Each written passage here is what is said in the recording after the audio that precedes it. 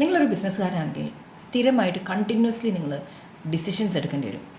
ചില തീരുമാനങ്ങൾ തെറ്റായിരിക്കാം, ചിലത് ശരിയാവാം. ചില തീരുമാനങ്ങൾ നമ്മൾ ഒരുപാട് സമയം എടുത്ത് തീരുമാനിച്ച് വന്ന ഡിസിഷൻസ് പോലും ചിലപ്പോൾ അത് റോങ് ആയിരിക്കും. അത് തീരുമാനം തെറ്റായത് കൊണ്ടല്ല, പക്ഷേ ഒരുപാട് ടൈം അതിനു വേണ്ടി നമ്മൾ കൊടുത്തു. ഇതിനൊരു എക്സാമ്പിളായിട്ട് എനിക്കൊരു ഫ്രണ്ട് ഉണ്ടായിരുന്നു. അദ്ദേഹം ഒരു അമേസിങ് എഫിഷ്യൻറ്റ് ബ്രില്യൻ്റ് ആയിട്ടുള്ളൊരു ബിസിനസ് മാൻ ആയിരുന്നു. പക്ഷെ അയാൾക്ക് ഒരു പ്രശ്നം ഉണ്ടായിരുന്നുള്ളൂ. എപ്പോഴെങ്കിലും നമ്മൾ എന്തെങ്കിലും നല്ല ഐഡിയ പറയുന്ന സമയത്ത് അദ്ദേഹം ആ പെർഫെക്റ്റ് മൊമെൻറ്റിന് വേണ്ടി വെയിറ്റ് ചെയ്യും.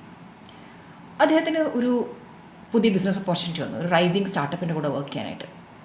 The numbers were really good, the team was good, everything was right. പക്ഷേ അദ്ദേഹം ഒന്ന് ഹെസിറ്റേറ്റ് ചെയ്തു.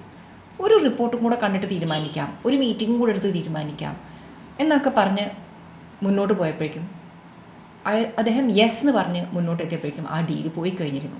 ആ സ്റ്റാർട്ടപ്പ് സ്കെയിൽ ചെയ്തു, വേറെ കോമ്പറ്റീറ്റേഴ്സ് അവിടെ വന്നു. ഈ ഓപ്പർച്യൂണിറ്റി അദ്ദേഹത്തിൻ്റെ കയ്യിൽ നിന്ന് മിസ്സായിപ്പോയി. സോ അദ്ദേഹത്തിന് അറിയാഞ്ഞിട്ടോ ബിസിനസ് ചെയ്ത എക്സ്പീരിയൻസ് ഇല്ലാഞ്ഞിട്ടോ ഒന്നുമല്ല, പക്ഷേ അദ്ദേഹം പെട്ടെന്ന് ആക്ട് ചെയ്തില്ല. സോ ഫാസ്റ്റായിട്ട് ആക്ട് ചെയ്യുക എന്ന് പറഞ്ഞു കഴിഞ്ഞാൽ ഇറ്റ്സ് ആക്ച്വലി നോട്ട് റെക്ലെസ്.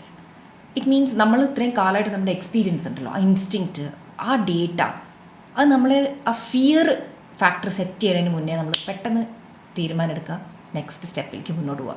പിന്നെ നമുക്ക് നെക്സ്റ്റ് സ്റ്റെപ്പ് പോയി കഴിഞ്ഞാൽ then we will decide what to do.